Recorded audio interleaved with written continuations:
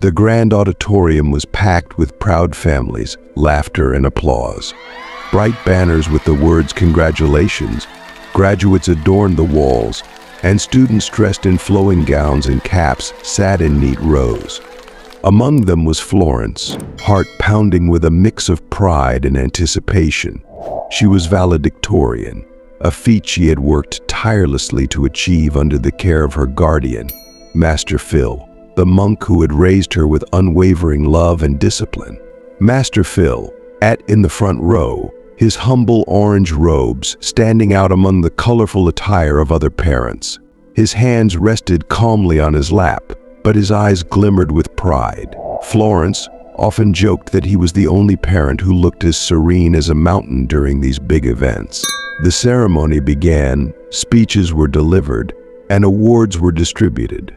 Florence glanced at Master Phil, who gave her a gentle nod, a silent encouragement that had carried her through years of schooling.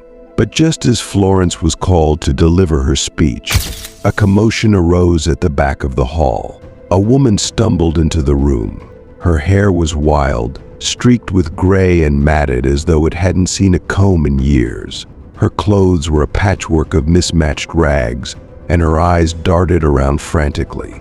Whispers rippled through the crowd as she made her way down the aisle, her movements erratic, her expression a mixture of desperation and confusion. Florence froze at the podium, her speech forgotten. The woman's presence unsettled her in a way she couldn't explain. There was something hauntingly familiar about those eyes, though Florence had never seen her before. "I need to see her," the woman cried, her voice cracking. "My daughter. She's here, I know she's here." Security personnel moved toward the woman, but Master Phil raised a hand, silently urging them to hold back. Florence turned her gaze to him, searching his face for answers, but his expression was unreadable. The woman's gaze fell on Florence, and she stopped in her tracks. Her lips quivered as tears spilled down her cheeks. "It's you," she whispered, her voice trembling. "I found you." Florence felt her knees weaken. I don't know you," she said, her voice faltering. The woman took a hesitant step forward, her arms outstretched. "You're my baby. I've been looking for you all these years. They took you away from me."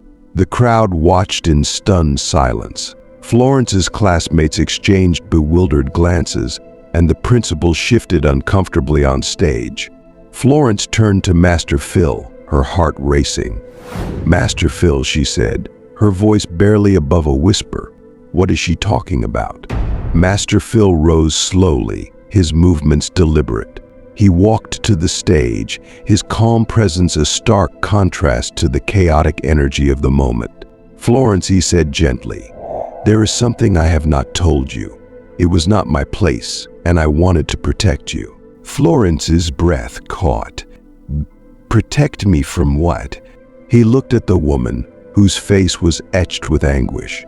"That woman," he said, his voice heavy with emotion, "is your birth mother." The room seemed to spin. Florence's mind raced as she tried to make sense of what she was hearing. "But you told me my parents died," she said, her voice rising. "You said that's what the orphanage told you." "That is what they believed," Master Phil said. "Your mother was taken to a rehabilitation center after your birth. The doctors believed she was unfit to care for you. I found you at the orphanage and saw a light in you, a potential that I could not ignore. I raised you as my own. But I did not know your mother would search for you all these years." The woman fell to her knees, sobbing. "They lied to me," she cried. "They told me you were gone, that I'd never see you again. But I never stopped looking. I never stopped hoping." Florence's heart ached. She looked at the woman, the raw desperation, the unfiltered love, and then at Master Phil, who had been her rock, her guide, her family. She felt torn between two worlds. "Why didn't you tell me?" Florence asked Master Phil, tears streaming down her face. "I did not know if the truth would bring you peace or pain," he said. "But now the choice is yours. You can decide whether to open your heart to her." Florence turned back to the woman.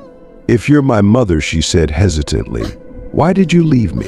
The woman shook her head violently. "I didn't leave you. They took you from me. I was sick. Something went wrong after you were born. I couldn't think straight, but I loved you. I've always loved you." Florence felt a wave of emotion she couldn't contain.